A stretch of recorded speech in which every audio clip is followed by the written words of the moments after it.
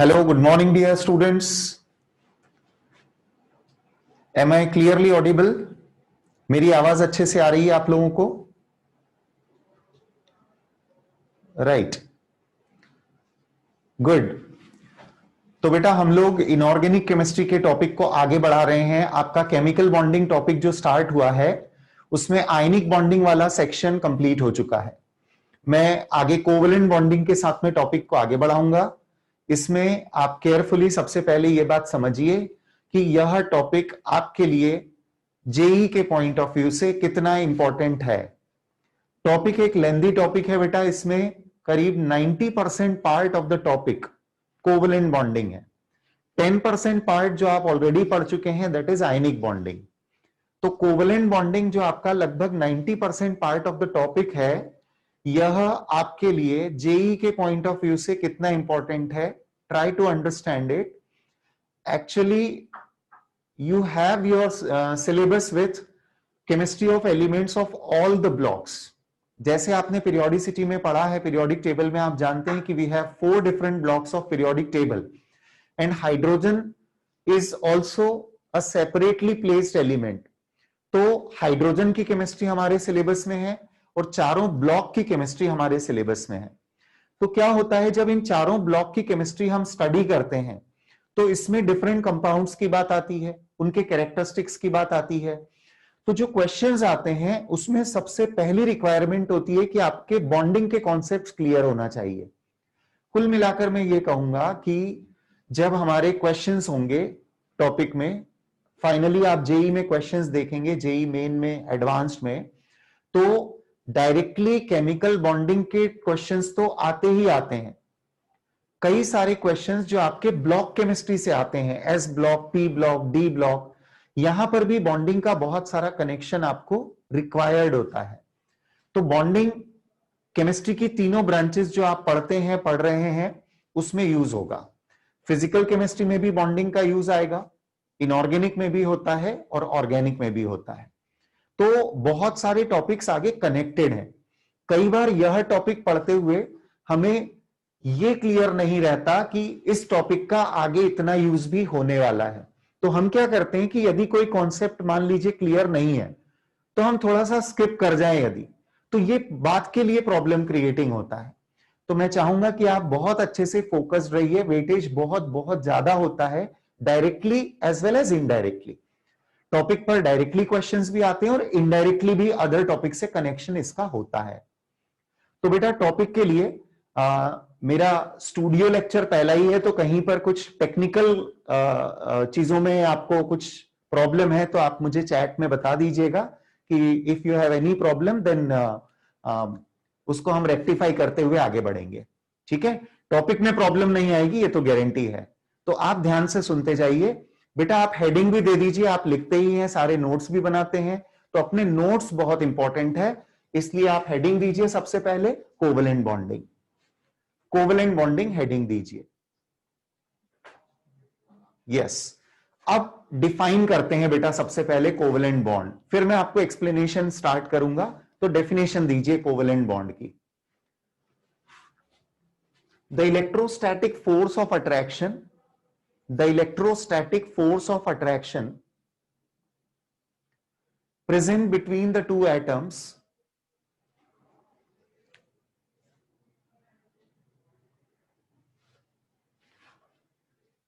The electrostatic force of attraction. जहां तक आपने इनऑर्गेनिक का सेक्शन कंप्लीट किया है बस उसके आगे ही कंटिन्यू करना है बेटा। नेक्स्ट हेडिंग दे दिया आपने कोवलेंट बॉन्डिंग, और कोवलेंट बॉन्ड को सबसे पहले हम डिफाइन कर रहे हैं। The electrostatic force of attraction present between the two atoms due to the mutual sharing of electrons between them, due to the mutual sharing of electrons between them is known as covalent bond। बेटा covalent bond की definition आपने बहुत पहले से पढ़ी हुई है। This is nothing new for you, am I right? ये कुछ भी आपके लिए नया नहीं है, लेकिन इसके अंदर अब जो चीजें आएंगी जिन पर मैं आपको ज्यादा फोकस करवाऊंगा उस पर आप ध्यान दीजिएगा। जब कोवेलेंट बॉन्ड दो एटम्स के बीच बनता है, मतलब म्यूचुअली इलेक्ट्रॉन की शेयरिंग हो रही है। एक पार्ट आपने आयनिक बॉन्डिंग पढ़ा, वो कब होता है और कोवेलेंट बॉन्डिंग कब होती है। तो जब एटम एक इलेक्ट्रॉन देना चाहता है, दूसरा इलेक्ट्रॉन लेना चाहता है, इन टर्म्स ऑफ एनर्जी, एक की आयनाइजेशन एनर्जी कम होती है, दूसरी की इलेक्ट्रॉन एफिनिटी ज्यादा होती है, तो आयनिक बॉन्डिंग फेवरेबल हो जाती है, they transfer the electron. But the another aspect is, मान लीजिए दो एटम्स का इलेक्ट्रोनेगेटिविटी डिफरेंस कम है, दो एटम्स का इलेक्ट्रोनेगेटिविटी डिफरेंस कम है, तो ऐसी सिचुएशन में एटम्स कॉम्प्रोमाइजिंग बॉन्ड बनाते हैं, पर ये कॉम्प्रोमाइजिंग बॉन्ड दोनों की तरफ से कॉम्प्रोमाइज है, तो बेटा ये भी एक बहुत स्ट्रॉन्ग बॉन्ड बनता है। कोवेलेंट बॉन्ड को हम कहीं पर भी वीक फोर्सेस में काउंट ना करें, it is a strong attractive force जिसको आप प्राइमरी फोर्सेस में काउंट करते हैं। तो बेटा आयनिक बॉन्डिंग प्राइमरी फोर्स होता है, कोवेलेंट बॉन्डिंग भी प्राइमरी फोर्स होता है। फिर जो एक मॉलिक्यूल को दूसरे मॉलिक्यूल से बाउंडेड रखता है उसे हम सेकेंडरी फोर्सेस बोलते हैं, जो आगे आप पढ़ेंगे वैंडरवॉल फोर्सेस की टर्म्स में, जिन्हें हम स्टडी करते हैं। Right, so I hope you have given the definition. अब कंडीशन ये है कि दो एटम्स म्यूचुअली इलेक्ट्रॉन शेयर कब करना चाहते हैं, ये तब करना चाहते हैं जब उनका इलेक्ट्रोनेगेटिविटी का डिफरेंस उन्हें इलेक्ट्रॉन ट्रांसफर के लिए अलाउ ना करे। तो यदि दोनों एलिमेंट्स हाईली इलेक्ट्रोनेगेटिव होते हैं तो डिफरेंस ऑफ इलेक्ट्रोनेगेटिविटी कम क्रिएट होता है। तो commonly between two non metals, word सुनना, commonly between two non metals जो बॉन्ड बनता है वो कोवेलेंट होता है। बट कई बार ऐसा भी होता है कि मेटल और नॉन मेटल के बीच भी कोवेलेंट बॉन्ड बन जाता है, जैसे कंपाउंड बेरिलियम क्लोराइड ले लीजिए, beryllium is a metal, chlorine is a non metal. In fact aluminium chloride ionic भी होता है, कोवेलेंट भी होता है, कंडीशन के हिसाब से। एनहाइड्रस स्टेट हो, बिना वाटर के जब एल्यूमिनियम क्लोराइड एग्जिस्ट करता है तो वो कोवेलेंट फॉर्म होता है, और जब वो हाइड्रेटेड स्टेट में होता है, जब हम फॉर्मूला लिखते हैं AlCl3.6H2O, तो ये आयनिक फॉर्म होता है। ये सब बातें अपनी टॉपिक में आगे आएगी बेटा, अभी तो मैं केवल एक इंट्रोडक्टरी लेवल पर बात कर रहा हूं आपसे। तो आपने जो डेफिनेशन लिखी है ना, उसके आगे एक स्टेटमेंट नोट करिए, this type of bond is possible when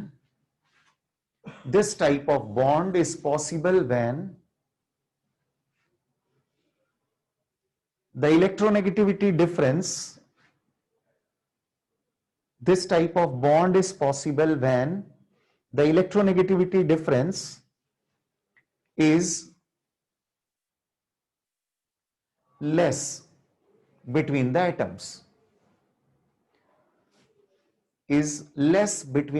atoms, bracket में लिखिएगा, commonly between two non metal atoms, commonly between two non metal atoms.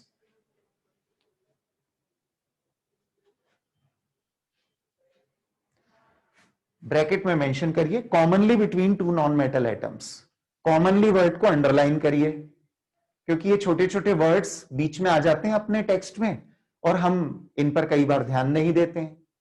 तो बेटा कंपल्सरीली नहीं है, ऑलवेज वर्ड नहीं है, कॉमनली वर्ड हमने यूज किया है। मतलब कुछ केस ऐसे भी होंगे जहां मेटल नॉन मेटल साथ में होकर लेकिन शेयरिंग होगी। क्यों? क्योंकि डिफरेंस ऑफ इलेक्ट्रोनेगेटिविटी ट्रांसफर के लिए इनफ नहीं होगा। करेक्ट है? चलिए अब टॉपिक को आगे बढ़ाते हैं। अभी सबसे पहली एक इंपॉर्टेंट चीज मैं आपको और बताना चाहूंगा, और वो है कि जब कोवेलेंट बॉन्डिंग हम स्टडी करेंगे तो in that case covalent bond से रिलेटेड कई सारी अलग अलग चीजों को अलग अलग थियरीज में एक्सप्लेन किया गया है।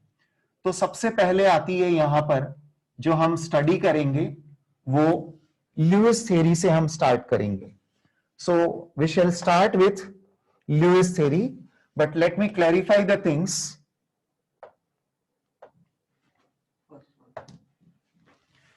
यहां पर हम क्या क्या पढ़ेंगे, मैं सबसे पहले ये आपको एक्सप्लेन कर रहा हूं। एक टॉपिक आएगा अपना ल्यूइस थ्योरी, इसके बाद आएगा VSEPR थ्योरी, इसके बाद हम पढ़ेंगे वैलेंस बॉन्ड थ्योरी। अभी मैं टॉपिक का आपको आउटलाइन बता रहा हूं कि हम क्या क्या इसमें पढ़ने वाले हैं। Lewis theory, VSEPR theory, valence bond theory, और इसके अलावा हम पढ़ने वाले हैं मॉलिक्यूलर ऑर्बिटल थ्योरी.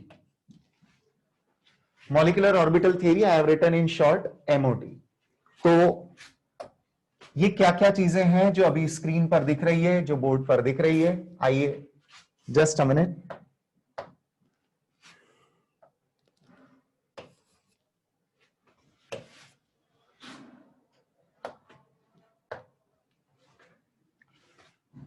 मैं रिपीट कर रहा हूं बेटा, केयरफुली देख लो. मैं इसको एक्सप्लेन करूंगा थोड़ा. ये जो हेडिंग है ये समझिए आप. We are talking about different theories in covalent bonding. So we shall study Lewis theory, we shall study VSEPR theory in covalent bonding. इसके बाद हम स्टडी करने वाले हैं VBT मतलब वैलेंस बॉन्ड थ्योरी. VBT का बहुत बड़ा एक पोर्शन हमारा कोवेलेंट बॉन्डिंग में आने वाला है. इस VBT के बाद हम स्टडी करेंगे मॉलिक्यूलर ऑर्बिटल थ्योरी. अब ये सारे हेडिंग्स क्या हैं? पहले तो बेटा मैं हेडिंग बता रहा हूं आपको, टॉपिक बहुत लेंदी है. तो सबसे पहली जरूरत ये होती है कि हमें सिस्टमेटिकली क्या क्या चीजें पढ़नी है, हमारा टास्क क्या है इस टॉपिक के अंदर, कितने क्या पढ़ेंगे हम, सब हेडिंग्स क्या आएंगे, मेन हेडिंग्स कौन कौन से हैं, ये सब चीजें जानना सबसे पहले जरूरी है. उसी से आपका एक प्रॉपर माइंडसेट रहेगा कि हाँ टॉपिक में इतनी सारी चीजें हमें पढ़नी है. प्लस वन मोर थिंग बेटा, जैसे जैसे बॉन्डिंग का एडवांसमेंट हुआ, बॉन्डिंग का एडवांसमेंट से मेरा मतलब है कि अलग अलग समय पर रिसर्चेज हुई, केमिकल्स को एनालाइज किया गया, उनके बारे में अलग अलग तरह की जानकारियां इकट्ठा की गई. जब हमें उनकी अलग अलग तरह की प्रॉपर्टीज पता लगी तो उन पर बेस्ड कुछ थ्योरीज बनाई. थ्योरीज क्या होती है? An explanation to justify the facts. ये जो हम थ्योरी वर्ड यूज करते हैं, Lewis theory, VSEPR theory, valence bond theory, molecular orbital theory. So what is the word theory? The word theory stands for the explanation which is given to justify the facts. Experimental facts को justify करने के लिए दिया गया explanation एक theory कहलाती है. अब क्या हुआ, बॉन्डिंग को लेकर कुछ केमिकल्स के एग्जिस्टेंस हमें जब पता लगे, मैं बहुत एलिमेंट्री कॉन्सेप्ट से शुरू कर रहा हूं, आप खुद भी सोचो क्या क्या हुआ होगा, स्टडीज कैसे हुई होगी. केमिकल्स एनालाइज हुए, उनके कॉम्पोजिशन पता लगे, sodium chloride, calcium carbonate, magnesium sulphate, potassium iodide, ऐसा कोई भी आप केमिकल सोच लीजिए. इनफैक्ट और भी केमिकल सोचिए, carbon dioxide, carbon tetrachloride, methane, और ऐसे number of chemicals, millions and billions of chemicals हम जानते हैं. तो ये जब स्टडी हुए, इनके कॉम्पोजिशन पता लगे, तो पता लगा कि इनके कॉम्पोजिशन में 1 मोल कंपाउंड लिया जाए तो उसके कंस्टिट्यूएंट पार्टिकल्स कौन कौन से हैं, उसमें कौन कौन से एलिमेंट हैं, किस रेशियो में है. अब जब वो रेशियो पता लगा तो उनके एग्जिस्टेंस पता लगे कि जैसे मान लीजिए मैं सोडियम कार्बोनेट कहूं, तो the sodium carbonate compound consists of these many elements with this ratio. Na2CO3 मतलब 2 सोडियम के एटम्स, 1 कार्बन का एटम और 3 ऑक्सीजन के एटम मिलकर एक यूनिट बना रहे हैं. और इस रेशियो में जब ये सारे एलिमेंट्स प्रेजेंट हैं तो एनालिसिस में ये पता लगा कि जब हम इसके केमिकल बिहेवियर को देखते हैं, जैसे ये वाटर सॉल्युबल केमिकल है, तो अब पानी में जब ये डिसॉल्व हुआ तो हमने डिसॉल्व होने के बाद ऑब्जर्व किया कि ये आयोनाइज हो जाता है और इसमें सोडियम आयन अवेलेबल होते हैं और कार्बोनेट आयन अवेलेबल होते हैं. What is the meaning? Sodium ion available हुए, कार्बोनेट आयन अवेलेबल हुए. अब ये unit as a whole exist कर रही है. ध्यान दीजिए, सोडियम आयन अवेलेबल हुए, कार्बोनेट आयन अवेलेबल हुए. अब sodium ion, it's okay, sodium के एटम्स हैं लेकिन वो आयोनाइज्ड स्टेट में, इलेक्ट्रॉन रिमूव हो चुका है उनका. But the second part is showing combination of carbon and oxygen. ये as a single unit exist कर रहा है. इस स्पीशीज को बोलते हैं मॉलिक्यूलर आयन. इसे बोलते हैं molecular ion. This species is known as molecular ion. तो ये मॉलिक्यूलर आयन के फॉर्म में एग्जिस्ट करता है। अब मॉलिक्यूलर आयन और मॉलिक्यूल में क्या अंतर है? जैसे मान लीजिए आपके पास मीथेन का सैंपल है, मीथेन गैस होती है रूम टेम्परेचर पे, तो उसमें ऑब्जर्व ये हुआ कि मीथेन का सैंपल एक कार्बन और 4 हाइड्रोजन के एटम से कंस्टिट्यूट होता है। तो इस तरह से मीथेन के एक मॉलिक्यूल में ये मॉलिक्यूल हुआ और ये न्यूट्रल स्पीशीज है। तो न्यूट्रल मॉलिक्यूलर स्पीशीज ये हो गई, और इसे बोलेंगे आप मॉलिक्यूलर आयन, जिसमें कुछ ग्रुप ऑफ एटम्स प्रेजेंट हैं। अब स्टडीज कैसे आगे बढ़ी होगी, बात ये हो रही थी। तो कंपाउंड्स के ये नेचर को हमने कहा आयनिक, जो आयंस में ब्रेक हुए, जिनके कंस्टिट्यूएंट पार्टिकल्स चार्ज्ड पार्टिकल्स थे। इसके अलावा ओके ठीक है। बेटा ये अभी कुछ ऐसा मैटर है नहीं जो अभी लिखना है आपको, ठीक है? जब लिखने वाली बात आएगी तो वो भी मैं आपको बता दूंगा, और मैं डिक्टेट भी करते जाऊंगा जो जो चीज आपको रिक्वायर्ड है लिखने का। अभी आप समझने पे ध्यान दीजिए। नोट्स जो बनाने हैं उसमें क्या लिखना है ये मैं आपको इन बिटवीन बताते ही जाऊंगा। जैसे अभी मैंने डेफिनेशन ही सिर्फ लिखवाई है बेटा आपको, ठीक है? आप चाहें तो ये पढ़ने वाले हैं या ये different theories of covalent bonding है, सिर्फ ये हेडिंग नोट करके रख सकते हैं, Lewis theory, VSEPR theory, VBT and MOT. Okay, तो बेटा बात हो रही थी कि कैसे सीक्वेंशियल स्टडीज हुई होंगी। तो जब ये स्पीशीज हमें पता लगी जिसमें नॉन मेटल्स के ग्रुप्स थे, ये नॉन मेटल एटम्स के ग्रुप्स हैं, यहां पर मीथेन का फॉर्मूला ले लीजिए, कार्बोनेट आयन ले लीजिए। अब जब स्टडीज हुए तो ये पता लगा कि इनमें जो एटम्स को बाउंडेड रखने वाला फोर्स है, इलेक्ट्रोस्टैटिक फोर्स ऑफ अट्रैक्शन, जिसे हम बोल रहे हैं covalent bond, sharing of electron से ये डेवलप हुआ। तो सबसे पहला एक्सप्लेनेशन इस बात का ल्यूइस ने दिया था, इसलिए हम पढ़ेंगे ल्यूइस थ्योरी। तो बेटा Lewis theory is just an elementary concept of bonding. Lewis ने केवल यह समझाया है कि कार्बन और ऑक्सीजन इन कार्बोनेट आयन या carbon and hydrogen in the methane molecule, how are they bonded, how are they associated.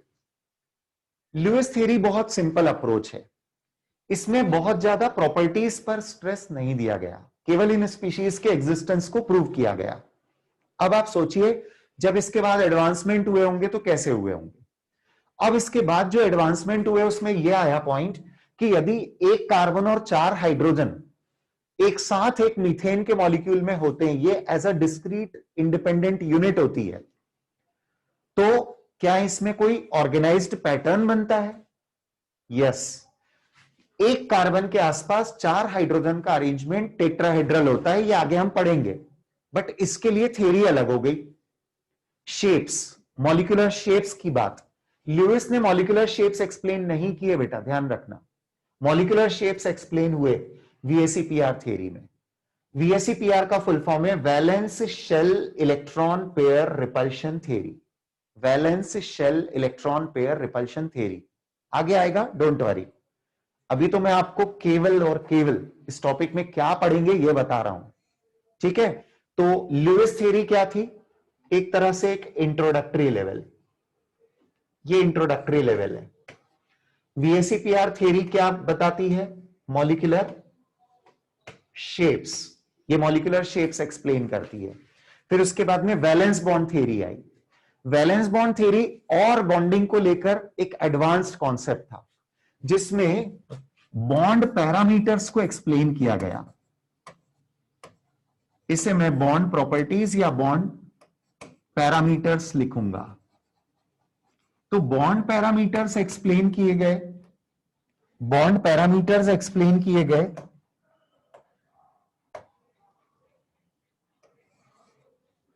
Bond parameters explain किए गए वैलेंस बॉन्ड थ्योरी में। बॉन्ड प्रॉपर्टीज भी लिख सकते हैं या बॉन्ड पैरामीटर्स भी लिख सकते हैं। तो ये एक्सप्लेन किए गए वैलेंस बॉन्ड थ्योरी में। बॉन्ड पैरामीटर्स से मतलब है कि बॉन्डेड एटम्स के बीच का एंगल कितना होगा, बॉन्ड की लेंथ कितनी होगी, बॉन्ड की लेंथ मतलब इंटरन्यूक्लियर डिस्टेंस कितना होगा, और ऐसे तमाम सारी चीजें कि इस बॉन्ड को ब्रेक करने में कितनी एनर्जी लग रही है। फिर कंपाउंड्स की डिफरेंट प्रॉपर्टीज को भी रिलेट किया गया।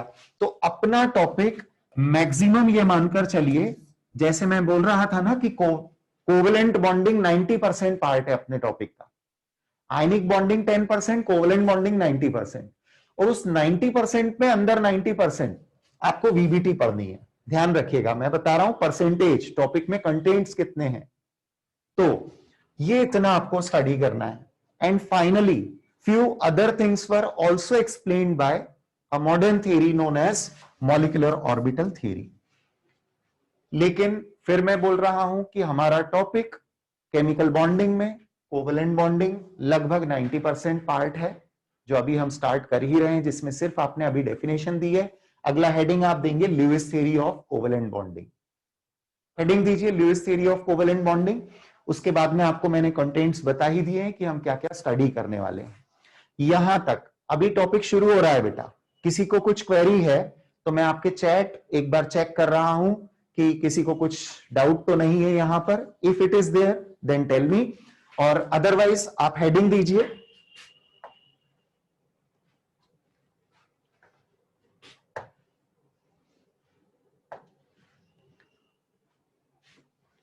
Lewis theory of covalent bonding, Lewis theory of covalent bonding।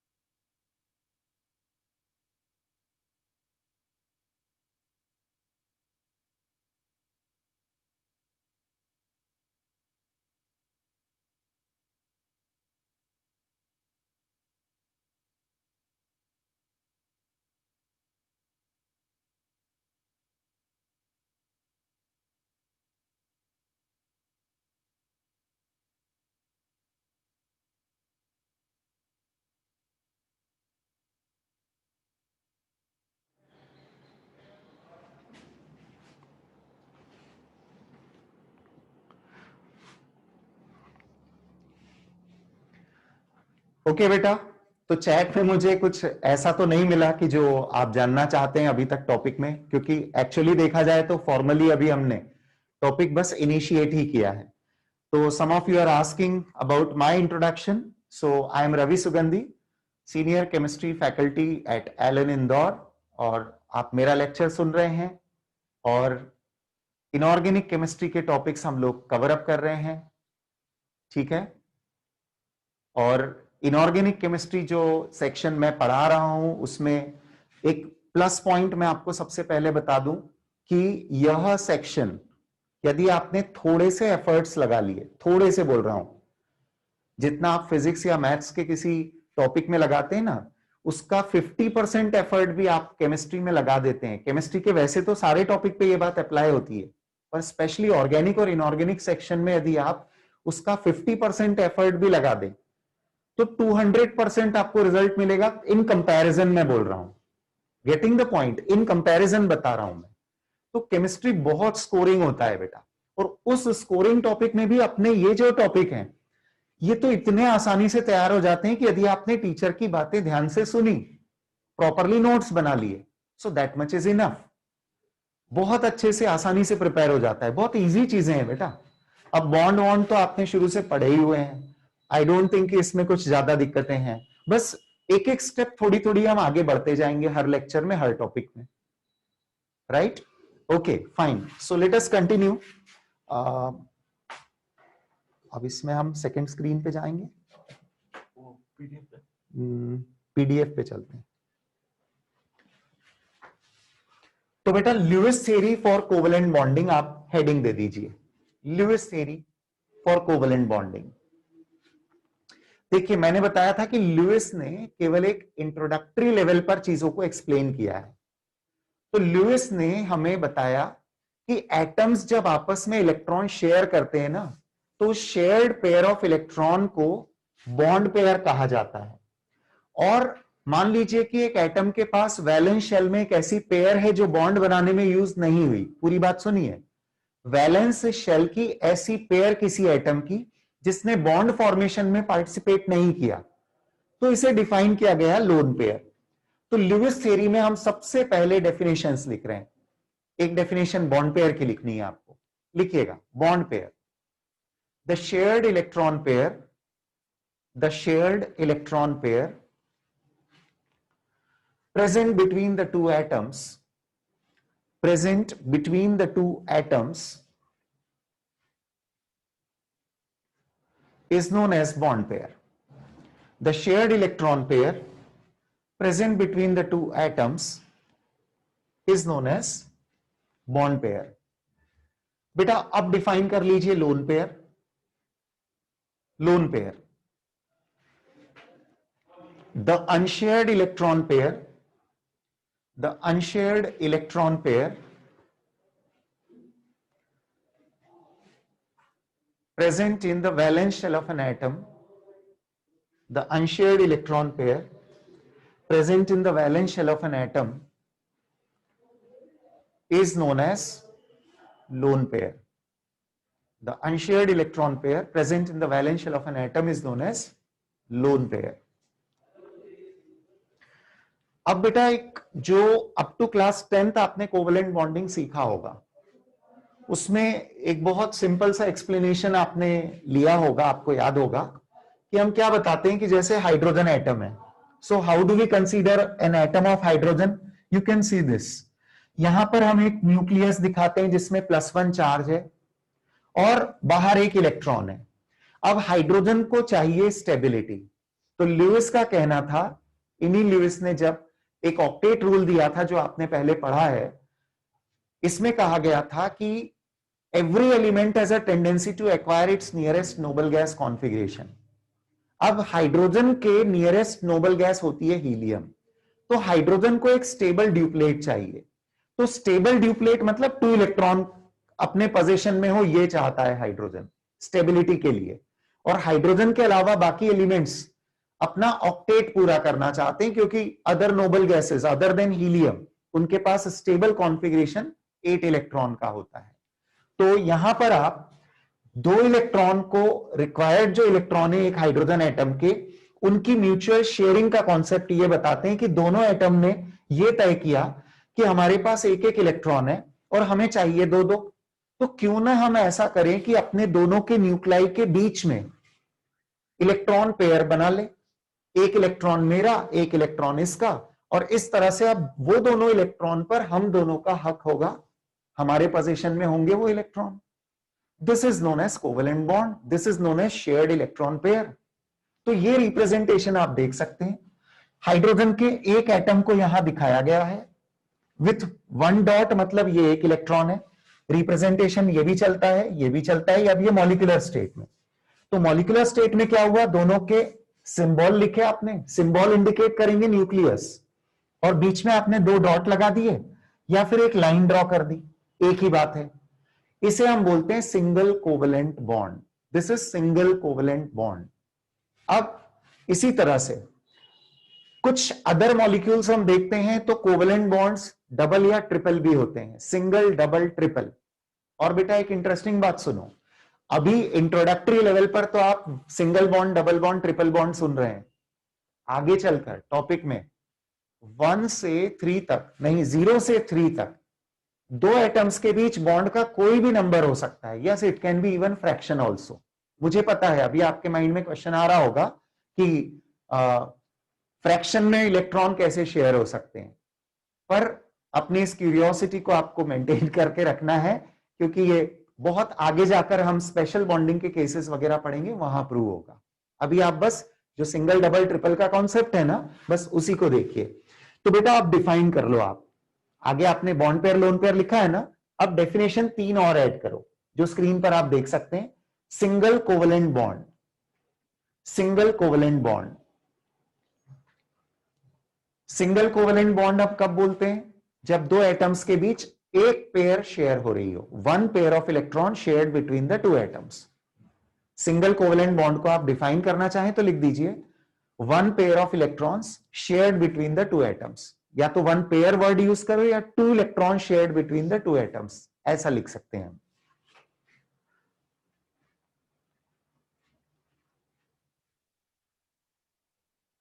फिर डबल बॉन्ड. डबल बॉन्ड किसे बोलेंगे, double covalent bond. When 2 pairs of electrons are shared between the 2 atoms. या तो 2 pairs लिखेंगे या फिर टोटल 4 इलेक्ट्रॉन लिखना होगा.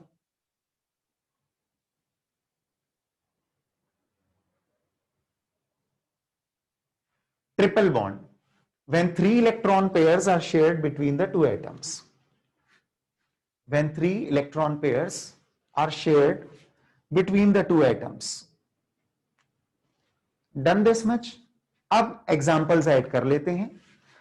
एग्जाम्पल्स के लिए वैसे तो जो स्क्रीन पर दिख रहे हैं वही एग्जाम्पल हमें नोट करना है, बट स्टिल मैं आपको यहां पर ड्रॉ करके खुद ही बताता हूं तो यह बात आपको क्लियरली समझ में आएगी. देखिएगा प्लीज स्क्रीन पर.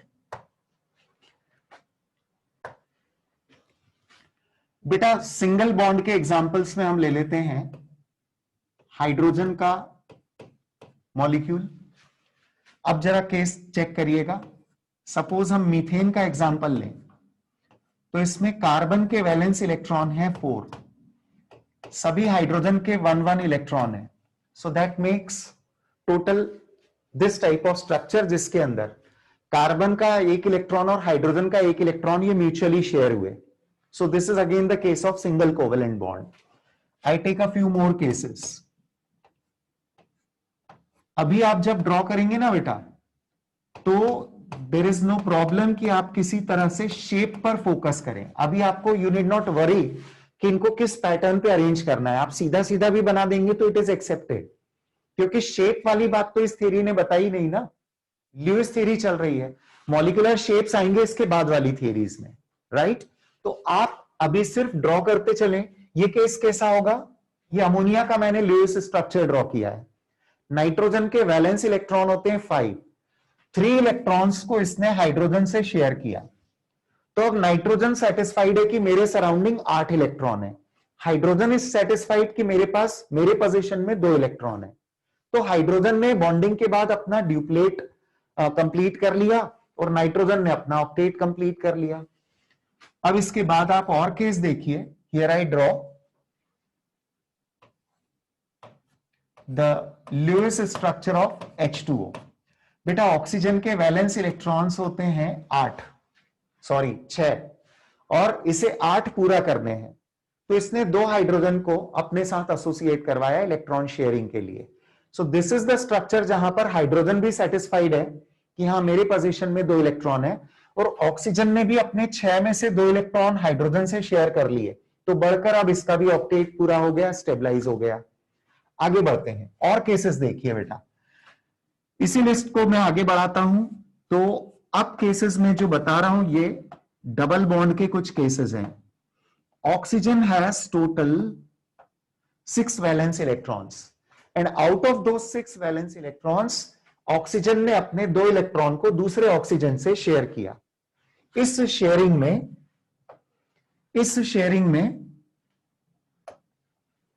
दोनों ने इक्वली कंट्रीब्यूट किया और अब यहां पर डबल बॉन्ड डेवलप हुआ. अब दोनों एटम सेटिस्फाइड है कि हमारे पास टोटल इलेक्ट्रॉन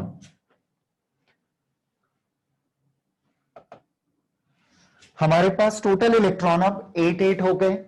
तो this is double bond when 2 pairs of electrons are shared between the 2 atoms. A similar case is observed with ethene.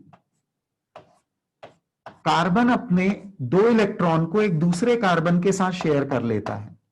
At the same time carbon अपने बचे हुए 2 इलेक्ट्रॉन को 2 डिफरेंट हाइड्रोजन से share करता है. तो बेटा ये जो इथीन है ना C2H4, इसमें हाइड्रोजन और कार्बन के बीच का बॉन्ड सिंगल है, पर कार्बन और कार्बन के बीच में डबल बॉन्ड है. अब आप और केसेस देखिए. तो मैं आता हूं ट्रिपल बॉन्ड के केस पर. बेटा नाइट्रोजन के वैलेंस इलेक्ट्रॉन होते हैं 5 और उन 5 वैलेंस इलेक्ट्रॉन्स में से 3 की शेयरिंग के बाद अब नाइट्रोजन मॉलिक्यूल इस तरह से एग्जिस्ट करता है. So we have 3 pairs of electrons present between the 2 nitrogen atoms and triple bond is existing between these two. So now we continue with one more example of triple bond. बेटा इसे ethyne बोलते हैं हम. तो ये Lewis structure of ethyne हो गया. अभी केवल चल रहा है टॉपिक कि कहां किस तरह से इलेक्ट्रॉन डिस्ट्रीब्यूशन होते हैं, ल्यूइस ने किस तरह से bond pair, lone pair, single bond, double bond, triple bond, इन सबको डिफाइन किया. तो बेटा आप स्क्रीन पर देख सकते हैं these are all the different common cases. अब क्विकली आंसर देते जाइएगा। स्ट्रक्चर आई होप आपने ड्रॉ कर ही लिए हैं इतने, ये बिल्कुल स्टार्टिंग पॉइंट है बेटा अभी अपना।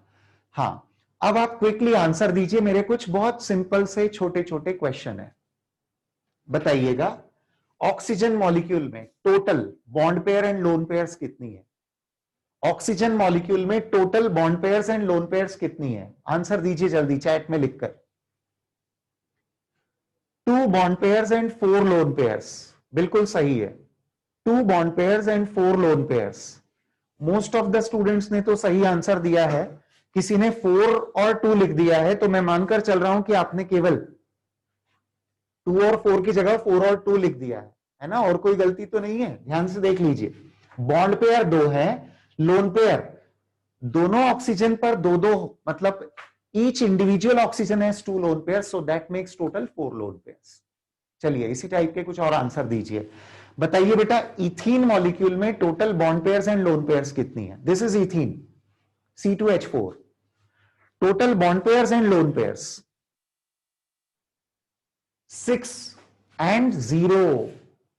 6 and 0, yes, yes, you are right।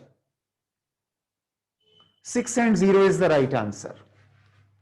आप देख सकते हैं डबल बॉन्ड है बिटवीन द 2 कार्बन और 4 सिंगल बॉन्ड है, तो total bond pairs 6 bond pairs हो गई। There is no lone pair here. Okay, same question for ammonia.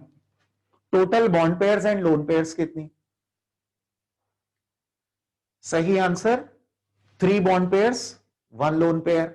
Very nice, बहुत आसान है। वाटर के मॉलिक्यूल पर सेम क्वेश्चन, H2O पर। जल्दी बोलिए, आंसर लिखिए।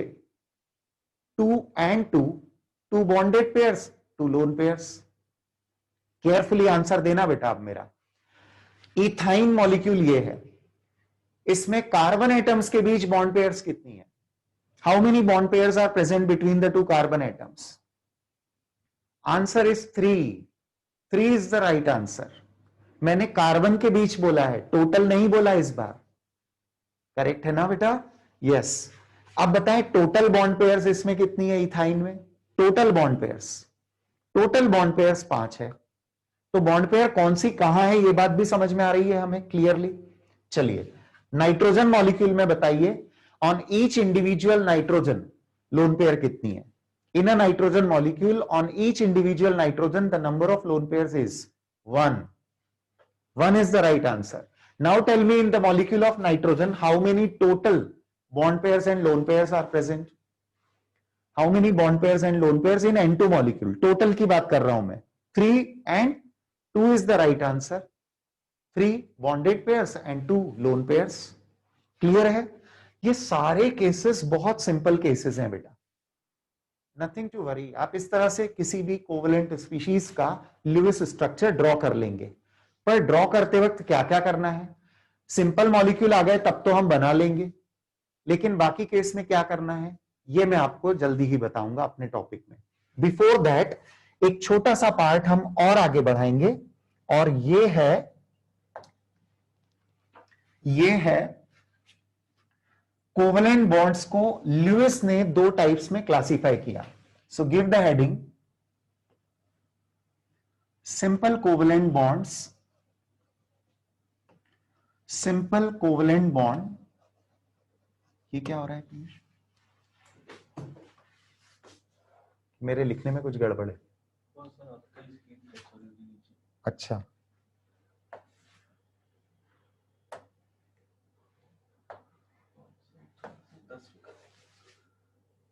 ओके। तो बेटा आप हेडिंग दीजिए, simple covalent bond. Simple covalent bond, हम 2 टाइप के बॉन्ड पे बात कर रहे हैं, एक सिंपल कोवलेंट बॉन्ड और एक कोऑर्डिनेट कोवलेंट बॉन्ड। तो पहले आप डिफाइन करिए सिंपल कोवलेंट बॉन्ड को। बस टॉपिक जहां तक पहुंचा है उसके आगे आपने ल्यूइस स्ट्रक्चर तो ड्रॉ किए ही होंगे ना? ओके, तो मेंशन करिए बेटा heading, simple covalent bond.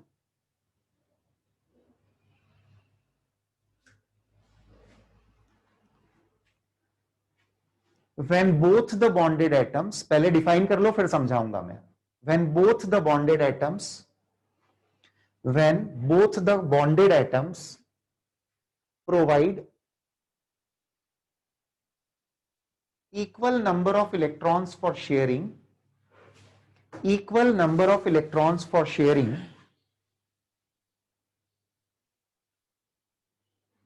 when both the bonded atoms provide equal number of electrons for sharing, it is known as simple covalent bond. बेटा अभी तक आपने जितने भी बॉन्ड, जितने एग्जाम्पल मैंने आपको समझाए, वो सारे एग्जाम्पल केवल सिंपल कोवेलेंट बॉन्ड के ही थे। कोई भी केस आप उठा लीजिए, N2 मॉलिक्यूल जो ट्रिपल बॉन्ड बना उसमें दोनों एटम्स ने अपने 3 इलेक्ट्रॉन्स प्रोवाइड किए। एसिटिलीन सोचिए, एसिटिलीन मतलब इथाइन C2H2, उसमें कार्बन और हाइड्रोजन के बीच जो बॉन्ड बना उसमें कार्बन ने अपना 1 इलेक्ट्रॉन दिया, हाइड्रोजन ने 1 इलेक्ट्रॉन दिया।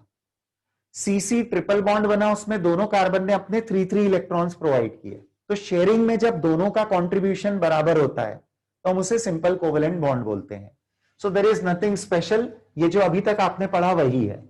पर अब मैं डिफाइन करूंगा एक और टाइप का बॉन्ड जिसे बोलते हैं कोऑर्डिनेट कोवेलेंट बॉन्ड। सिर्फ कोऑर्डिनेट बॉन्ड भी बोला जाता है इसको, या कोऑर्डिनेट कोवेलेंट बॉन्ड भी बोला जाता है। Coordinate covalent bond. अब बेटा ये जो कोऑर्डिनेट कोवेलेंट बॉन्ड है, कोऑर्डिनेट कोवेलेंट बॉन्ड है, इसी को सिर्फ कोऑर्डिनेट बॉन्ड भी बोल सकते हैं या फिर डेटिव बॉन्ड भी बोला जाता है। डेटिव बॉन्ड, डेटिव बॉन्ड भी कहा जाता है। Coordinate covalent bond is also known as dative bond. सिर्फ कोऑर्डिनेट बॉन्ड भी यही होता है, कोऑर्डिनेट कोवेलेंट बॉन्ड भी यही होता है, या डेटिव बॉन्ड भी यही होता है। अब ये बॉन्ड क्या है, पहले इसको डिफाइन करिए, फिर मैं आपको एग्जांपल के साथ समझाऊंगा। डिफाइन करिए। When the shared pair of electrons between the two atoms, when the shared pair of electrons present between the two atoms is provided by only one atom, when the shared pair of electrons present between the two atoms is provided by only one atom, then this bond is known as coordinate covalent bond or dative bond. एक बार और बोलूंगा। When the shared pair of electrons between the two atoms is provided by only one atom, then it is known as coordinate covalent bond or dative bond or coordinate bond. बेटा अब थोड़ा सा इस concept को आपको समझना है। Coordinate bond क्या होता है? I take an example. एक रिएक्शन को देखो आप, सबसे पहले केमिकल रिएक्शन बता रहा हूं जिसे आप वेल फैमिलियर हैं, there is nothing special. Ammonia और HCl, ये दो केमिकल्स अपोजिट नेचर के हैं, इस बात से आप एग्री होंगे। अमोनिया का नेचर बेसिक होता है, HCl का नेचर एसिडिक होता है। ठीक, क्यों होता है, कैसे होता है, ये भी बात अब डिस्कस करेंगे। बट दोनों की रिएक्शन से एक प्रोडक्ट बन जाता है, दैट इज NH4Cl। अब बेटा जब NH4Cl इस रिएक्शन में बना तो मैं स्टार्ट कर रहा हूं ल्यूइस स्ट्रक्चर्स ड्रॉ करते हुए इस पूरी रिएक्शन को समझाऊंगा मैं। ये रिएक्शन समझने के लिए हम ल्यूइस स्ट्रक्चर्स ड्रॉ करते हैं। अभी अभी हमने अमोनिया का ल्यूइस स्ट्रक्चर तो ड्रॉ किया ही था बेटा। ये देखिए, मैंने फिर से अमोनिया का ल्यूइस स्ट्रक्चर ड्रॉ किया। ये जो अपने साइंटिस्ट है ना बेटा ल्यूइस, इन्होंने एक और थ्योरी दी है, एसिड बेस थ्योरी भी दी है ल्यूइस ने। तो ल्यूइस ने एसिड और बेस को इलेक्ट्रॉनिक डेफिनेशन दी है, इलेक्ट्रॉन की टर्म्स में डिफाइन किया है। तो ल्यूइस के हिसाब से अमोनिया को ल्यूइस बेस कहा जाता है। This compound is considered to be a base. Lewis theory के हिसाब से यह कंपाउंड बेस है, मैंने लिखा है ल्यूइस बेस।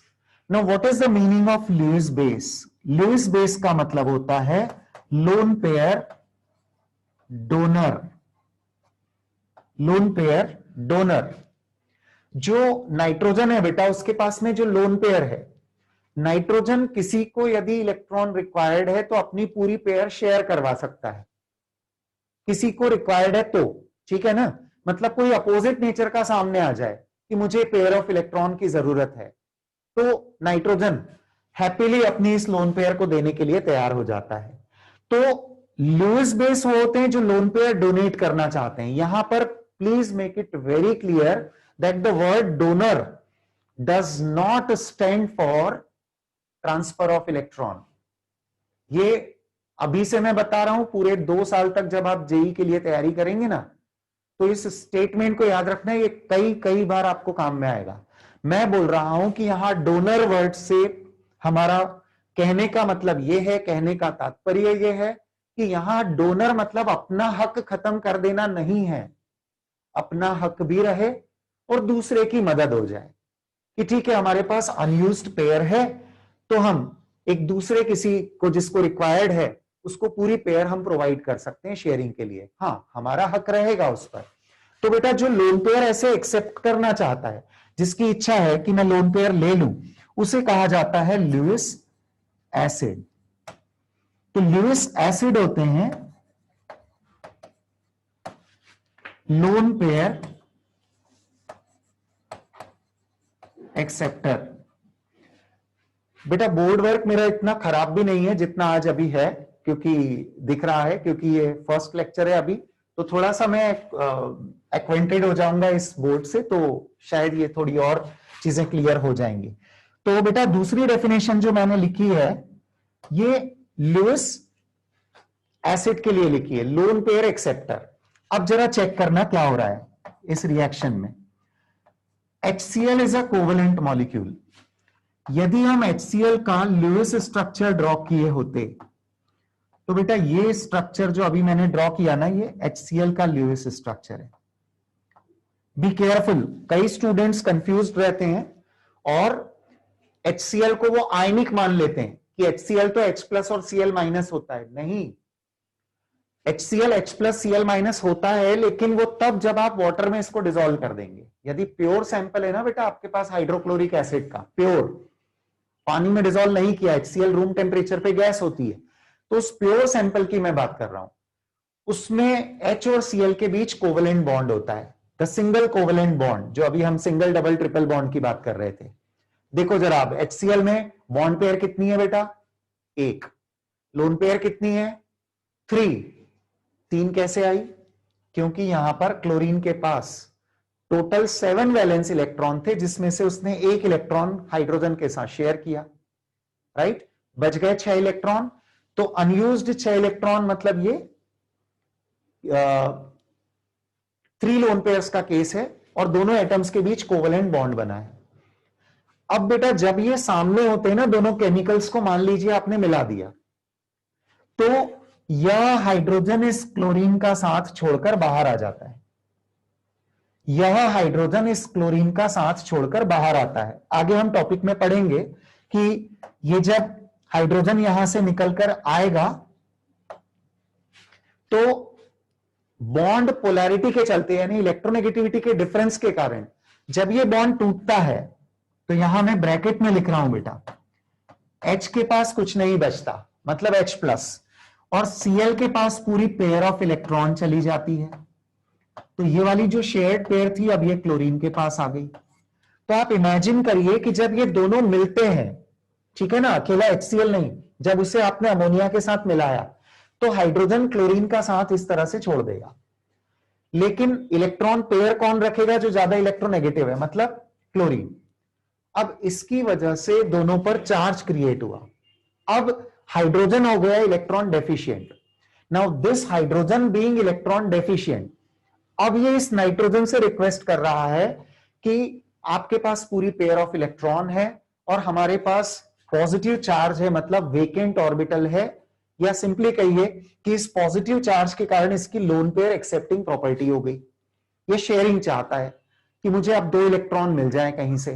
तो यहां पर जो आप NH4Cl देख रहे हैं ना बेटा, प्लीज चेक दिस केयरफुली।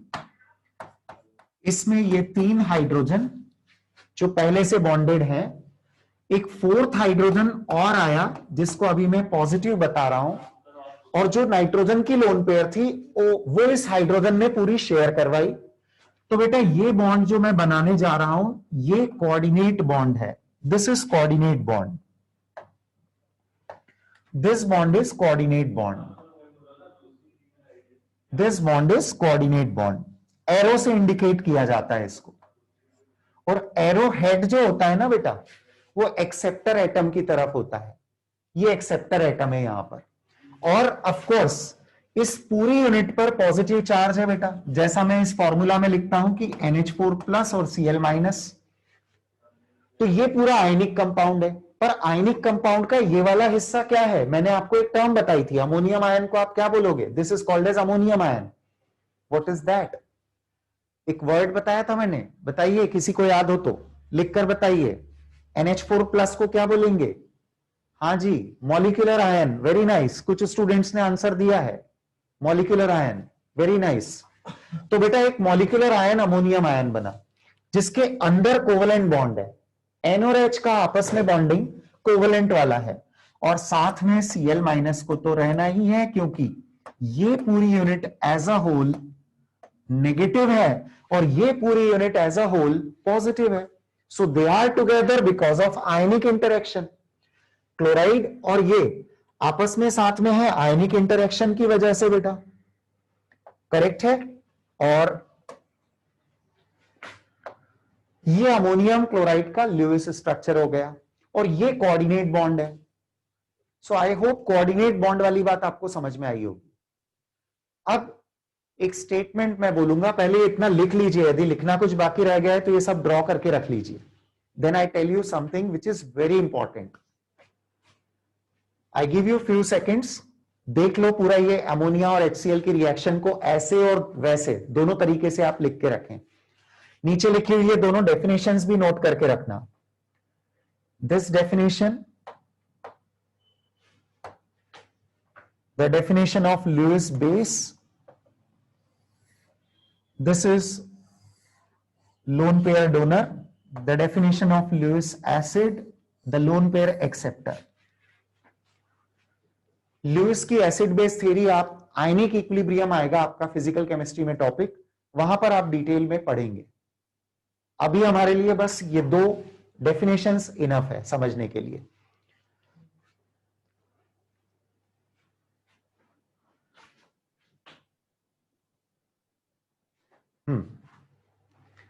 बेटा मैं शॉर्ट में रिपीट करूंगा, डोंट वरी। हाँ, और आप एक बार भी कुछ लिख देंगे ना चैट में तो कंसीडर होगा बेटा स्टेटमेंट।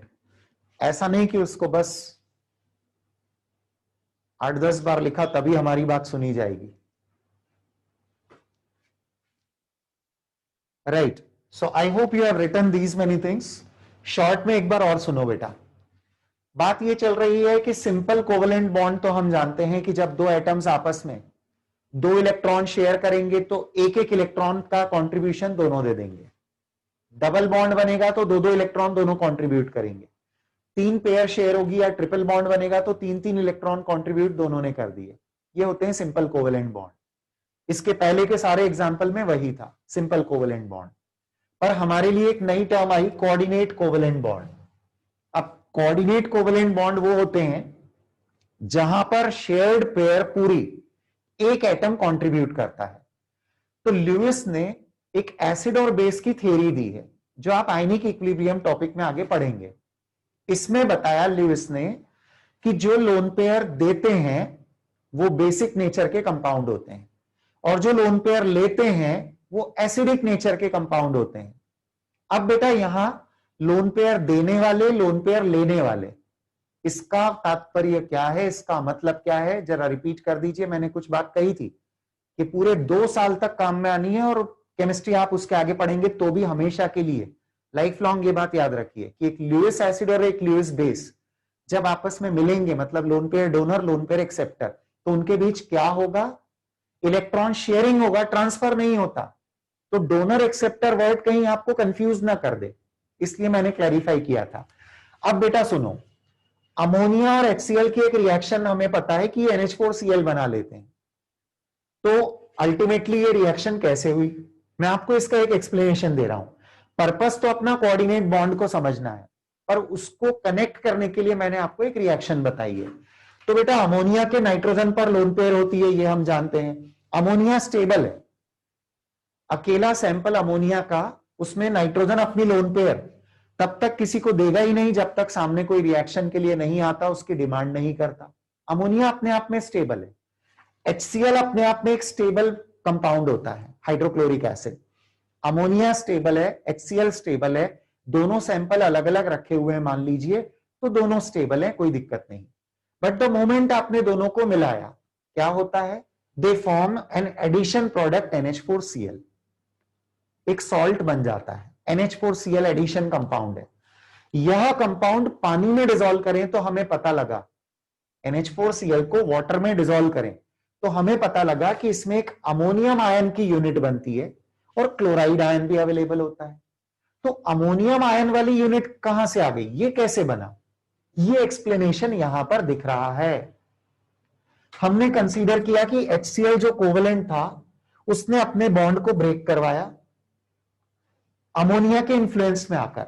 हाइड्रोजन ने क्लोरीन का साथ छोड़ा, H+ के फॉर्म में उसने नाइट्रोजन से डिमांड की कि आपकी पूरी पेयर को हमारे साथ शेयर करवा लीजिए, and that makes the coordinate covalent bond here. ठीक है, तो बेटा ये तो मैंने अभी रिपीट किया, आपकी डिमांड जो थी कि एक बार और रिपीट कर दीजिए। अब जो स्टेटमेंट मैं बोल रहा हूं, लिखना बंद करिए और मेरी बात बहुत ध्यान से सुनिए। कोऑर्डिनेट कोवेलेंट बॉन्ड और सिंपल कोवेलेंट बॉन्ड में आगे आने वाली थ्योरीज, ठीक है, हम आगे और थ्योरीज पढ़ेंगे, मैंने आपको बिगनिंग में बताया।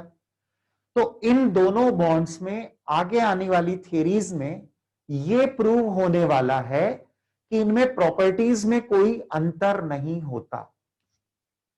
Experimentally, practically, this bond is not identified as any separate type of bond or any independent type of bond. इसका कुछ नेचर अलग पता नहीं लगा। तो जो अमोनियम आयन होता है ना बेटा, NH4 पॉजिटिव, इसमें ये चारों बॉन्ड आइडेंटिकल नेचर के होते हैं, इनके किसी भी बॉन्ड कैरेक्टर में अंतर नहीं होता, चाहे बॉन्ड लेंथ की बात आ जाए, बॉन्ड एनर्जी की बात आ जाए और एनीथिंग। अब आ रही है बहुत खास बात। इसकी वजह से आगे आने वाली थियरीज ने जब यह प्रूव किया ना कि इन बॉन्ड्स में कोई अलग कैरेक्टरिस्टिक नहीं होता, तो इसकी वजह से कोऑर्डिनेट बॉन्ड या सिंपल कोवेलेंट बॉन्ड में प्रैक्टिकली कोई अंतर नहीं है। लुईस का केवल थ्योरेटिकल तरीका अलग है कि हम कोऑर्डिनेट बॉन्ड को एरो से इंडिकेट करेंगे। आगे वाली थियरीज ने तो इसका रिप्रेजेंटेशन भी एक्सेप्ट नहीं किया। गेटिंग द पॉइंट, आगे आने वाली थियरीज ने फॉर्मल चार्ज का कॉन्सेप्ट दिया और यह रिप्रेजेंटेशन कंसीडर नहीं किया। So that doesn't make a difference. आप आगे आने वाली थियरीज में इसको एक सिंपल बॉन्ड की तरह ही शो कर दोगे, बस वहां ये कंसीडर कर लोगे कि ये NH4+ एज अ होल एक यूनिट है जिस पर प्लस चार्ज पूरे सिस्टम के ऊपर है, इस मॉलिक्यूलर आयन का चार्ज पॉजिटिव है, दैट्स ऑल। तो practically there is no difference between a simple covalent bond and a coordinate covalent bond, right? It is only theoretical thing that on paper we show the coordinate bond in a different manner. तो I hope ये बात आपको समझ में आई। अब बेटा जो coordinate bond के केसेस हैं, और भी आपके मन में होगा कि we want to know more about coordinate bond, हम और स्ट्रक्चर्स में इसको देखना चाहेंगे, तो वो मैं आपको बताऊंगा कोऑर्डिनेट बॉन्ड किस तरह से आइडेंटिफाई करना है, लुईस स्ट्रक्चर्स कैसे ड्रॉ होंगे। Okay, so let us continue our topic. I hope you have written this thing.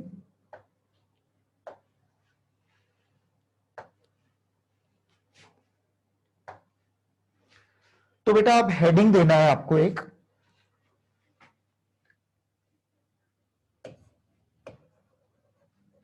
Lewis structures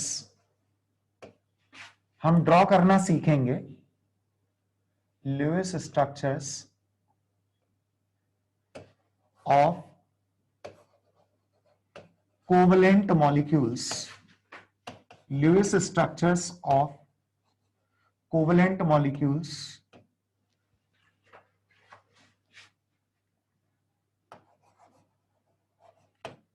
that follow octet rule. Covalent molecules के ल्यूइस स्ट्रक्चर कैसे ड्रॉ करने हैं जिनमें ऑक्टेट रूल फॉलो हो रहा है। बेटा मैं मेथड बताऊंगा एक, यह मेथड जहां ऑक्टेट रूल वैलिड नहीं होता उनके लिए एप्लीकेबल नहीं है, इसलिए मैंने हेडिंग में ही लिखवाया कि Lewis structures of covalent molecule. Heading तो अपना इतना ही है, पर आप आगे कहीं कंफ्यूज ना हो, इस मेथड को हर जगह यूज नहीं कर पाएंगे, इसलिए नीचे साथ में और लिख लेना दैट फॉलो ऑक्टेट रूल। जिन मॉलिक्यूल्स में ऑक्टेट रूल लगेगा वहीं पर अपना ये मेथड एप्लीकेबल है। तो अब मेथड क्या है बेटा, इसमें एक छोटा सा आप कैलकुलेशन करेंगे और उस कैलकुलेशन के बेसिस पर आप ल्यूइस स्ट्रक्चर ड्रॉ कर पाएंगे। तो कैलकुलेशन कैसा करना है, look at this carefully.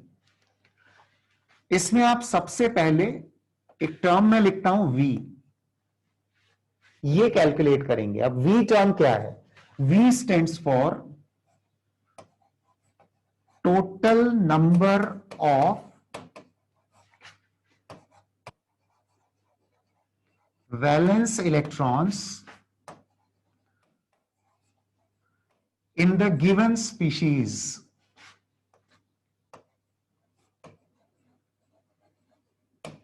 Total number of valence electrons in the given species. Note करते जाइए आप, छोटा सा कैलकुलेशन है, मेथड पूरी मैं अप्लाई करके भी बताऊंगा बेटा।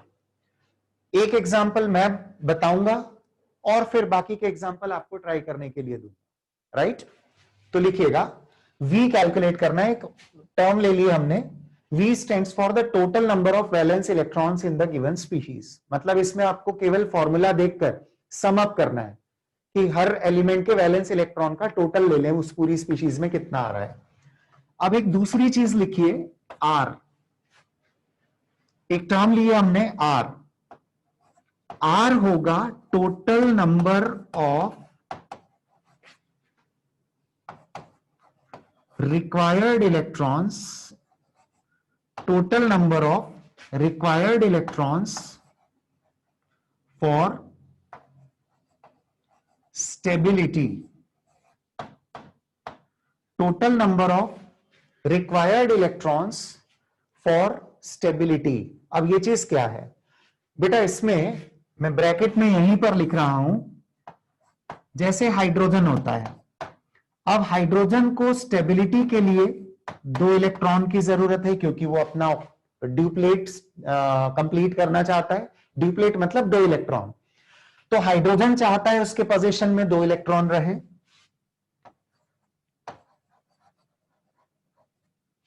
बाकी के चाहते हैं कि उनके पोजीशन में 8 इलेक्ट्रॉन रहे, क्योंकि बेटा ऑक्टेट रूल की वैलिडिटी वाले केस के लिए लगा रहे हैं ना हम इस मेथड को।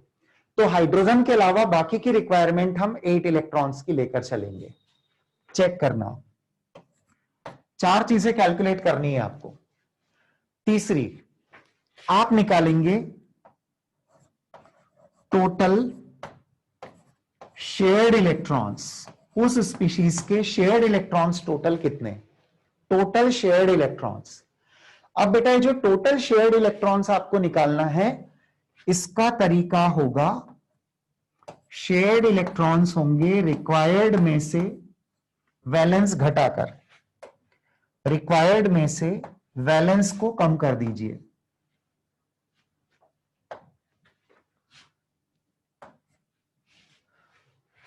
जितने की जरूरत है उसमें से हमारे पास कितने अवेलेबल हैं उनको हमने माइनस किया, so we get the shared electrons. और बेटा half of the shared electrons gives you the number of bond pairs. Half of the shared electrons will give you the number of bond pairs. तो यहां पर मैं side में लिखता हूं, ये दिख रहा है कि नहीं बेटा? Bond pairs is s/2। क्या ये विजिबल है जो मैंने लिखा है? ठीक है, रुकिए रुकिए, करते हैं बेटा, उसे विजिबल बना लेंगे, डोंट वरी।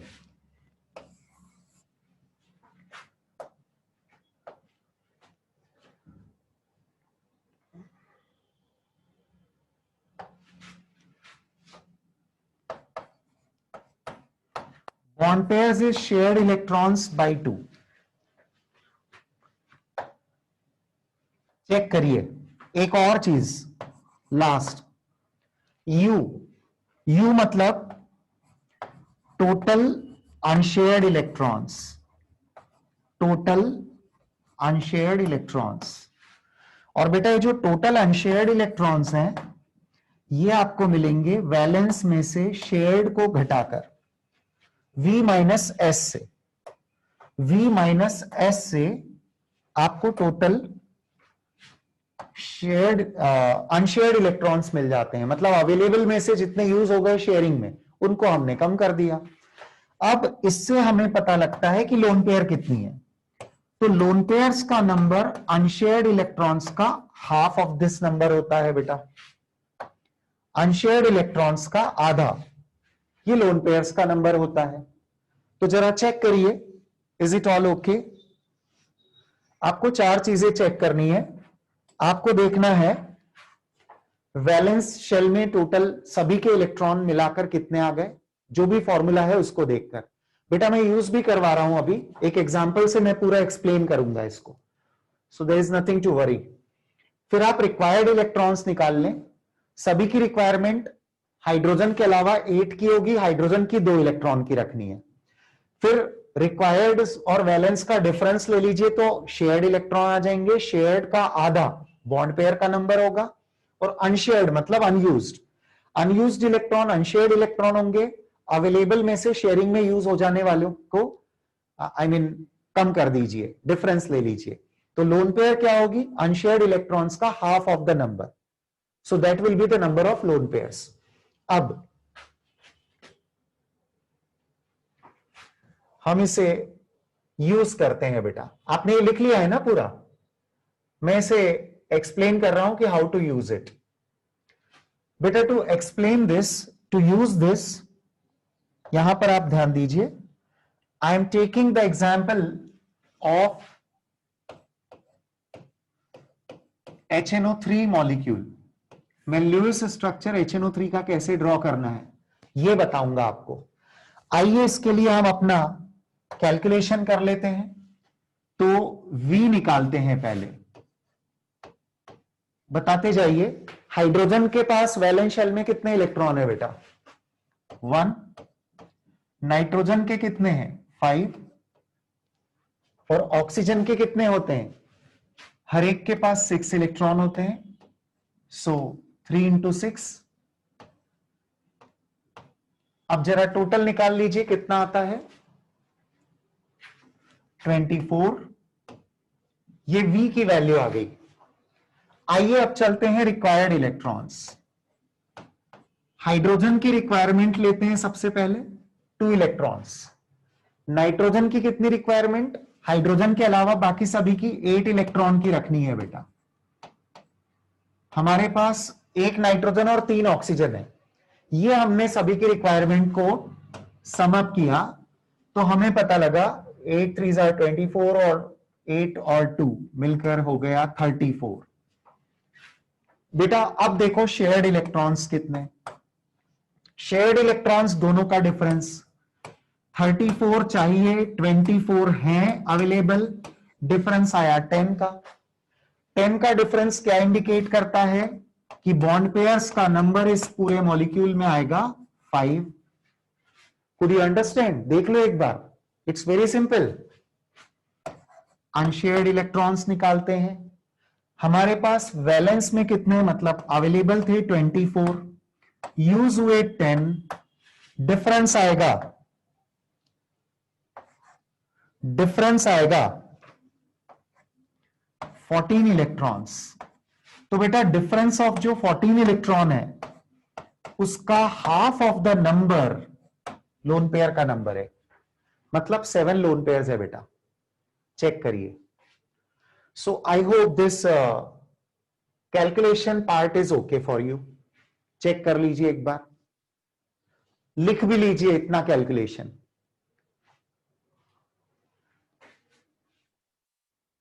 अब मैं बताऊंगा हाउ टू प्लेस देम। बेटा बॉन्ड पेयर लोन पेयर रखनी है ना, और पूरा एक ल्यूइस स्ट्रक्चर दिखाना है अब हमें। तो ये कैसे दिखेगा, कैसे शो करना है सारे बॉन्डेड पेयर्स और लोन पेयर्स को। बेटा प्लीज अब स्क्रीन पे ध्यान देना, बोर्ड पे ध्यान देना। नाइट्रिक एसिड के फॉर्मूला में हाइड्रोजन, ऑक्सीजन, नाइट्रोजन ये तीनों है। एक नियम याद रखिएगा, सबसे पहला स्ट्रक्चर, ल्यूइस स्ट्रक्चर ड्रॉ करते वक्त, कि जब आप एक स्केलेटन बनाएंगे, मतलब कौन किससे जुड़ा हुआ है ये तय करना है आपको, तो सेंट्रल एटम तो होगा जिसकी वैलेंसी सबसे ज्यादा है वो। तो इस फॉर्मूला में सेंट्रल एटम तो हो गया, सेंट्रल एटम तो हो गया नाइट्रोजन, जिसकी सबसे ज्यादा वैलेंसी है वो सेंट्रल एटम। ठीक है, highest valency atom in the formula will be the central atom. अब दूसरी एक इंपॉर्टेंट बात सुनिए, याद रखना होगी कि इनऑर्गेनिक मॉलिक्यूल का फॉर्मूला है, कोई इनऑर्गेनिक कंपाउंड का फॉर्मूला है, और वहां पर H और O दोनों यदि फॉर्मूला में प्रेजेंट है, तो फास्फोरस के कुछ कंपाउंड्स को छोड़कर, फास्फोरस के कुछ कंपाउंड्स को छोड़कर हाइड्रोजन का बॉन्ड कभी भी सीधे सेंट्रल एटम से नहीं होकर ऑक्सीजन के थ्रू बनता है। I am repeating, inorganic molecules के केस में पहली कंडीशन हो गई इनऑर्गेनिक मॉलिक्यूल, दूसरी कंडीशन हो गई कुछ फास्फोरस कंपाउंड्स को छोड़ दें, जो आप आगे पी ब्लॉक में पढ़ेंगे। तो बाकी सारे केसेस में H और O यदि दोनों फॉर्मूला में है तो H O से जुड़ेगा, सेंट्रल एटम से सीधे नहीं जुड़ेगा। बस इतनी सी बात कही मैंने। तो बेटा इसलिए मैं क्या कर रहा हूं, इस नाइट्रोजन के आसपास मैंने 3 ऑक्सीजन रख दिए और ये बता दिया कि hydrogen is bonded with 1 oxygen, not with nitrogen. अब ये जो मैंने ड्रॉ किया ना बेटा, इसको बोलते हैं स्केलेटन। ये स्केलेटन स्ट्रक्चर अभी हमारे सामने है। तो नाइट्रिक एसिड के मॉलिक्यूल का स्केलेटन अभी हमारे सामने है। आइए इसको पूरा करें, इस स्केलेटन को कंप्लीट बॉडी में कन्वर्ट कर दें। तो नाइट्रिक एसिड मॉलिक्यूल की पूरी बॉडी बनाते हैं अब, जिसके लिए आप एक कैलकुलेशन कर चुके हो, बॉन्ड पेयर लोन पेयर आपको 5 और 7 लेनी है। प्लीज केयरफुली देखते जाइए स्क्रीन पे, नोट बाद में कर लेना बेटा, ये कैलकुलेशन तो लिख ही लिया है ना आपने, यहां फोकस करो आप। मैं क्या करता हूं, 5 बॉन्ड पेयर में से कम सभी के बीच में एक पेयर तो होगी, इसलिए मैंने रख दी यहां पर। तो 4 बॉन्ड पेयर हो गई बेटा, लेकिन कैलकुलेशन में तो 5 आई है। तो हम क्या करेंगे, यहां मल्टीपल बॉन्डिंग करवाएंगे। मल्टीपल मतलब डबल या ट्रिपल। तो एक बची हुई पेयर को मुझे डबल बॉन्ड के फॉर्म में कहीं रखना होगा। अब आप एक जनरल लॉजिक लगाइए, क्या वो पेयर में H और O के बीच लगा सकता हूं? नहीं। क्यों नहीं? हाइड्रोजन की वैलेंसी फुलफिल्ड है, यह ऑक्सीजन भी अपनी वैलेंसी पूरी कर चुका, लेकिन वह डबल बॉन्ड के लिए बचा हुआ एक और बॉन्ड आप ऊपर वाले या राइट वाले किसी भी एक ऑक्सीजन के साथ लगा दीजिए, किसी के भी साथ लगा दे, doesn't make a difference, right. 5 bond pair पूरी हो गई। अब लगाते हैं 7 लोन पेयर्स। तो अब क्या करना है बेटा, ये जो हमने कैलकुलेशन लिया था ना, इसके अकॉर्डिंग जिसकी जितनी रिक्वायरमेंट है उसको पूरा करना है। हाइड्रोजन की जरूरत थी 2 इलेक्ट्रॉन की, पूरे हो गए 2 इलेक्ट्रॉन उसके पास। देखो हाइड्रोजन के पोजीशन में 2 इलेक्ट्रॉन है ना, पर इस हाइड्रोजन से जुड़े ऑक्सीजन को देखो जरा, चाहिए 8, अभी कितने हैं, 4 इलेक्ट्रॉन है। ओके, तो बेटा मैं इस पर रख रहा हूं 2 लोन पेयर। अब जरा देखो इस ऑक्सीजन के आसपास हो गए 8 इलेक्ट्रॉन, नाइट्रोजन के आसपास काउंट करो, पूरे 8 हैं, इसकी कोई जरूरत नहीं है। इस ऑक्सीजन को देखो जिसको डबल बॉन्ड से आपने नाइट्रोजन के साथ जोड़ा है, इसके बचे हुए 4 इलेक्ट्रॉन। और इसी तरह इस ऑक्सीजन को कितने और चाहिए, 6 इलेक्ट्रॉन चाहिए, तब जाकर इसकी जरूरत पूरी होगी। बेटा ये बन गया है ल्यूइस स्ट्रक्चर, लेकिन अभी इसमें बस एक छोटी सी बात और जोड़नी है। चेक कर लो, 7 लोन पेयर भी हो गई ना, 7 lone pairs, 2 on this oxygen, 2 on this oxygen and 3 on this oxygen. अब बेटा एक छोटा सा पॉइंट और बचा हुआ है। इतना स्ट्रक्चर बनने के बाद, ये स्ट्रक्चर सही है, पर अकॉर्डिंग टू ल्यूइस थ्योरी जब हम स्ट्रक्चर ड्रॉ करेंगे तो यदि कोई कोऑर्डिनेट बॉन्ड वहां पर है तो वो आपको इंडिकेट एरो से करना पड़ेगा। तो इसकी केवल समझ लो फिनिशिंग बाकी है, ठीक है ना। स्केलेटन बना था, पूरी बॉडी बन गई है। अब थोड़ा सा इसका मेकअप देख लेते हैं कि कहीं कुछ कमी तो नहीं रह गई है। तो बेटा ये आखिरी में चेक करिएगा आप। कैसे चेक करना आसान है, इसके लिए थोड़ी सी प्रैक्टिस होगी तो ये बहुत इजी होगा। कैसे देखना है, देखो इस बॉन्ड को बनाने में किसने क्या कंट्रीब्यूट किया होगा ये आपको सोचना है। H से शुरू करते हैं। तो बेटा H का 1 इलेक्ट्रॉन, O का 1 इलेक्ट्रॉन, तो मतलब सिंपल कोवेलेंट है। इस ऑक्सीजन को देखो, इसके अपने वैलेंस इलेक्ट्रॉन कितने होते हैं, 6। अब आप पहले चेक कर लो अनयूज्ड कितने हैं, इससे जल्दी समझ में आता है। अनयूज्ड यहां पर 4 है, मतलब 2 लोन पेयर है। तो यूज कितने होंगे, 2। 1 इलेक्ट्रॉन हाइड्रोजन के साथ, 1 इलेक्ट्रॉन नाइट्रोजन के साथ, मतलब दोनों बॉन्ड सिंपल कोवेलेंट है। अब आ जाइए इस डबल बॉन्डेड O पर। इसके पास अनयूज्ड कितने हैं, 4। टोटल कितने होते हैं, 6। तो यूज्ड कितने, 2। तो डबल बॉन्ड बनने में क्या हुआ, 2 ऑक्सीजन ने कंट्रीब्यूट किया, 2 नाइट्रोजन ने कंट्रीब्यूट किया। और बेटा अब आ जाइए इस वाले ऑक्सीजन पर। इस वाले ऑक्सीजन के पास अनयूज्ड इलेक्ट्रॉन कितने, सोचो। अनयूज्ड इलेक्ट्रॉन 6 हैं, मतलब इसके यूज्ड खुद के कितने, इसने क्या कंट्रीब्यूट किया होगा, 0। स्मार्ट है बेटा ये, क्यों, इसने नाइट्रोजन को मनाया होगा इस बात के लिए कि तू तेरी पूरी पेयर मुझसे शेयर करवा ले। इलेक्ट्रॉन की शेयरिंग के लिए उसको एग्री करवाया कि क्या इलेक्ट्रॉन पेयर शेयर करनी है। नाइट्रोजन एग्री है तो उसने पूरी पेयर रखवा ली बेटा। स्मार्ट है। स्मार्ट एटम की तरफ हम एरो हेड रखेंगे। बेटा स्मार्ट और ये सब बोलना, ये सब कहने की बात है। ऐसा थोड़ी होता है कि नाइट्रिक एसिड बनने के लिए ऑक्सीजन अलग से आता है, नाइट्रोजन अलग से आता है, दोनों के बीच कोई बात होती है, कोई समझौता होता है, फिर कोवेलेंट बॉन्डिंग होती है, नथिंग। ये एग्जिस्ट करने वाला कंपाउंड है नाइट्रिक एसिड। तो जब बॉन्डिंग प्रूव हुई और ल्यूइस ने अपनी थियरी दी तो उन्होंने ल्यूइस स्ट्रक्चर इस तरह से नाइट्रिक एसिड का सजेस्ट किया। आगे आने वाली थियरीज इस बॉन्ड को अलग ट्रीट नहीं करेंगी। उनका कहना होगा कि ये बॉन्ड सिंपल कोवेलेंट की तरह कैरेक्टर वाला है, तो why to represent it in a separate way. पर बेटा अभी हम क्या पढ़ रहे हैं, ल्यूइस थ्योरी, तो हमें ल्यूइस की चीजों को फॉलो करना है, इस थ्योरी में फॉलो करना है। So if someone asks you कि Lewis structure for nitric acid क्या है, हमारा ये आंसर होगा। ड्रॉ कर लीजिए आप, मैंने आपको रोक दिया था, ये ड्रॉ कर लीजिए। और बेटा एक छोटा सा होमवर्क दे रहा हूं मैं। अगले लेक्चर में हम सबसे पहले कुछ एग्जाम्पल मैं यहां लिख रहा हूं, उनके ल्यूइस स्ट्रक्चर डिस्कस करेंगे। तो आप ये नोट कर लो और होमवर्क वाले एग्जाम्पल नोट कर लो। होमवर्क वाले एग्जाम्पल्स, आपको जो जो ल्यूइस स्ट्रक्चर ड्रॉ करने हैं उसमें carbon dioxide, sulphur dioxide, sulphur trioxide SO3, sulphuric acid, carbon monoxide CO। बेटा इसके अलावा मैं कुछ आयंस दे रहा हूं आपको, इनको आप ट्राई करिएगा। NO2 प्लस, NO2 माइनस और एक CO3 डाई नेगेटिव, मतलब कार्बोनेट आयन। इतने स्ट्रक्चर्स आप ट्राई करिएगा। इन्हें हम नेक्स्ट लेक्चर में डिस्कस करेंगे और आगे बढ़ जाएंगे। सो दिस इज योर होमवर्क। छोटा सा होमवर्क है। 3, 3, 6, 7, 8 मॉलिक्यूल्स दिए बस मैंने आपको, मॉलिक्यूल्स या मॉलिक्यूलर आयंस। हाँ बस आयंस के लिए क्या करना है, छोटी सी बात और सुन लो। केवल वैलेंस इलेक्ट्रॉन में चार्ज के हिसाब से प्लस माइनस कर लेना। प्लस चार्ज मतलब इलेक्ट्रॉन कम करना पड़ेंगे, माइनस चार्ज मतलब आपको इलेक्ट्रॉन बढ़ाना होंगे। तो केवल कौन सी स्टेप में, वैलेंस वाली स्टेप में ये करिएगा।